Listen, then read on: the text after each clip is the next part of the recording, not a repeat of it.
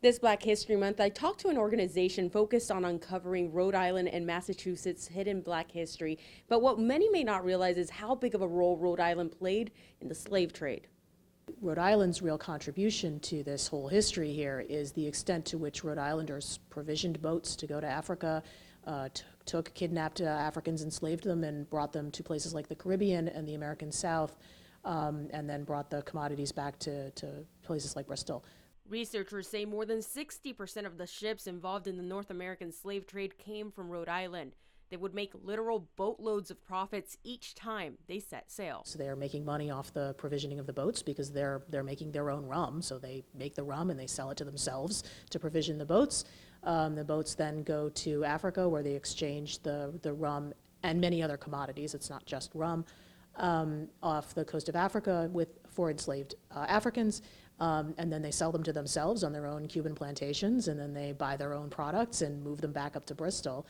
So really each time over and over again in the cycle, they're making money. Each different place in each different way, they're making money. So it was incredibly, incredibly profitable.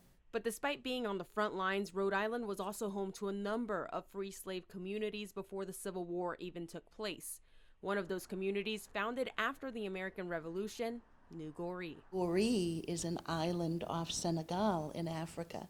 And so when you call a neighborhood New Goree, it's almost like we today would call the place Chinatown or Little Italy. New Goree, Goree from Africa, it's a place where the Black people lived. New Goree is referenced in some of the old-time reminiscences, but nobody really knew much about it. Nobody really knew where it was. That was until volunteers were looking at this 1851 map of Bristol and noticed a black square that said African Church. Research BIPOC then cross-referenced the map with census data, which uncovered a community of 200 free Black residents and around a dozen Black-owned homes off Wood Street. It's in its own way the dream, right? They get to create their own community, they get to found their own neighborhood. The community had its own elected governor and a school inside the church, which is still standing as this sports club. It's a modest community. It's reasonably, today we would probably define it as sparsely settled. Not all that many houses per square block or anything like that, a lot of land around it. Really you want to think about a robust group of people living within these smaller houses. But the community was not only made up of freed slaves. It's complicated, and we really don't understand that much either. We have found examples of people who are enslaved here in town. They get married to a free person, and that free person has a house, and we wonder all those same questions of, how does that work? I mean, do they get up and go to work every day? Do they only see their husband on the weekend? An inequality also seen across the country. And it's that conflict right after the American Revolution, right? We want everybody to be free, except the enslaved people. A conflict at the heart of the Civil War, which also brought the end of New Goree. During the Civil War, the major thing that happens to the neighborhood is the construction of the United States rubber factory right on New Goree. I mean, it takes up a good half of the neighborhood. So it literally displaces the houses. Many of the houses were moved to other parts of towns. And once the rubber factory comes in, it is difficult to get jobs there. The nature of jobs change. In Bristol, new immigrant communities come in.